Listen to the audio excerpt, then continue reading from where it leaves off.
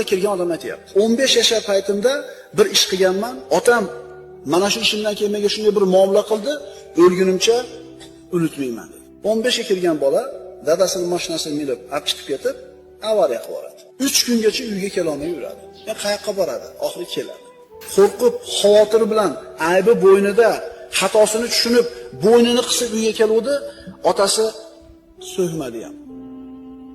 Urushmadi ham. Buni o'rniga aytdiki, bolam g'am qilma, sotib oldim mashinani, xijolat olmadi. Bilasizmi? Qalbiga qanaqa ta'sir qiladi. Nimani kutgan edi? Baqirish kerak edi, so'kish kerak edi, urush kerak edi, uydan haydab chiqarib yuborish kerak edi. Lekin ota buni aksini qildi, yumshoqlik qildi.